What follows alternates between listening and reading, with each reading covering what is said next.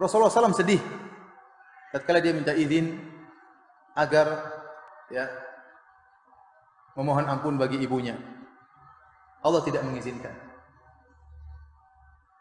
Dan kalau Rasulullah SAW minta izin untuk menziarahi ibunya, maka diizinkan.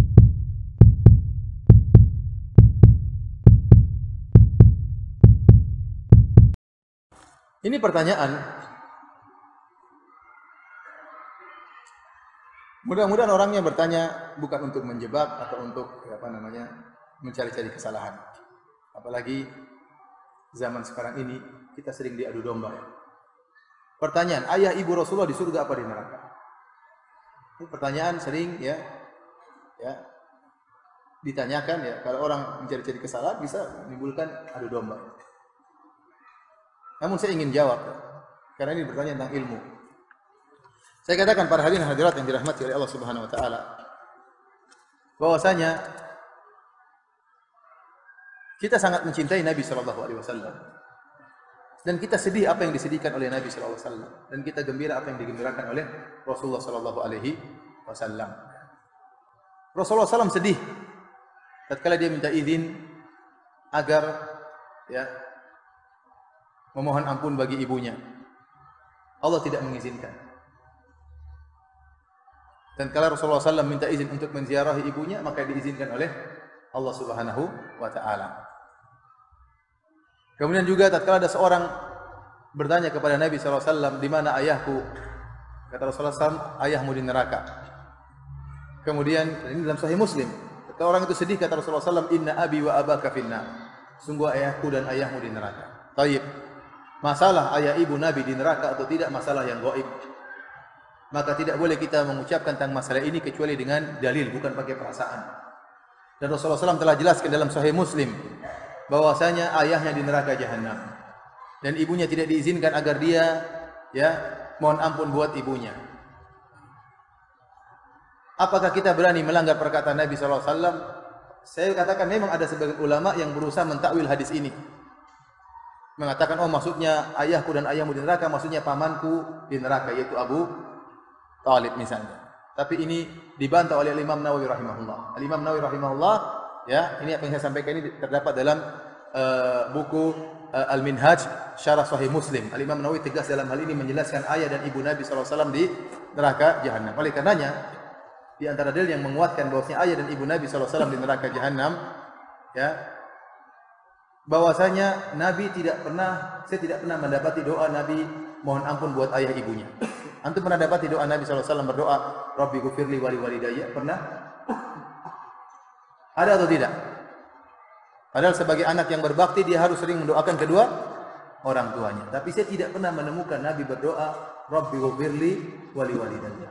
Yang ada dalam Al-Quran, Allah merintahkan kita berbakti kepada orang tua. Allah berkata, wa qur rabbirhamhuma kama rabbayani shaghira. Tetapi doa Nabi sendiri, antum baca buku hadis-hadis, tidak akan antum mendapati Rasulullah SAW mengatakan, ya Allah ampunilah aku dan ampunilah kedua orang tuaku. Jadi saya lebih condong kepada pendapat Imam Nawawi yang menjelaskan bahwasanya karena Rasulullah SAW menjelaskan kedua orang tuanya di neraka, maka kita ikuti perkataan Rasulullah SAW. Kita mendahulukan hadis daripada perasaan. Kita mendahulukan hadis Nabi, sabda Nabi daripada perasaan. Saya tidak berani mengatakan ayah Nabi di surga. Saya enggak berani. Nabi bilang di neraka. Apakah saya bantah Rasulullah SAW? Saya enggak berani. Kalau Anda punya dalil ayah Nabi di surga, saya akan mengatakan. Saya ikuti, karena ini masalah gaib. Saya akan ikuti apa yang diucapkan Nabi. Datangkan dalil yang sahih bahwasanya ayah Nabi di surga. Apa susahnya bagi saya mengatakan ayah Nabi di surga? Tidak ada susahnya kalau ada dalilnya. Justru saya pingin ayah Nabi di surga karena itu ayahnya Rasulullah SAW. Justru saya ingin ibunya Nabi di surga karena itu ibunya Nabi SAW. Nabi sedih tatkala mengunjungi kuburan ibunya sampai Nabi menangis, wa abka man haulahu, para sahabat juga ikut nangis. Tetapi kalau tidak ada dalilnya, masa saya berani ngomong sesuatu yang tidak ada dalilnya? Baik, ada yang mengatakan ada hadis menunjukkan Rasulullah SAW menghidupkan kembali kedua orang tuanya, suruh masuk Islam, akhirnya masuk surga. Hadisnya lemah, hadisnya palsu, tidak kuat dibandingkan dengan hadis dalam Sahih Muslim. Dan wallahu alam ada hikmah di balik itu. Wallahu alam bisawab. Kita tidak tahu ada hikmah apa yang Allah kehendaki. Tapi pasti ada hikmahnya. Ada yang mengatakan dengan perasaannya, Ustaz, bagaimana ibu Nabi masuk neraka sementara Nabi pernah di perutnya selama 9 bulan? Saya bilang dia punya jasa. Namun demikian Allah mentakdirkan, sebagaimana Allah mentakdirkan ayah Nabi Ibrahim masuk neraka jahanam.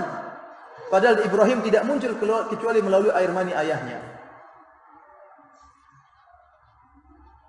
Iya atau tidak? Kemudian saya sampaikan juga bahwasanya jasa Abu Thalib lebih besar daripada jasa ibu Nabi. Ibu Nabi sekedar mengandung. Abu Thalib rela mati membela Rasulullah SAW sehingga tersebarlah dakwah tatkala itu. Namun tetap juga dia dalam neraka jahanam. Ada yang mengatakan, Ustaz, bagaimana Anda memvonis Abu Bakar, ayah Nabi dan ibu Nabi di neraka? Bukan saya yang vonis. Saya enggak berani vonis. Saya pingin ayahnya Nabi masuk surga, saya pingin. Saya pingin ibunya Nabi masuk surga. Tapi Rasulullah yang mengatakan demikian. Rasulullah SAW yang mengatakan demikian. Ada yang mengatakan dengan perkataan-perkataan demikian, namun saya katakan kita mendahulukan perkataan Rasulullah sallallahu alaihi wasallam. Kita mendahulukan perkataan Nabi sallallahu alaihi wasallam. Syubhat yang paling kuat dalam masalah ini kata mereka bahwasanya ayah Nabi dan ibu Nabi dulu di masa fatrah belum datang dakwah kepadanya. Dan Allah berfirman, "Wa ma kunna mu'adzibina hatta nab'atha rasula."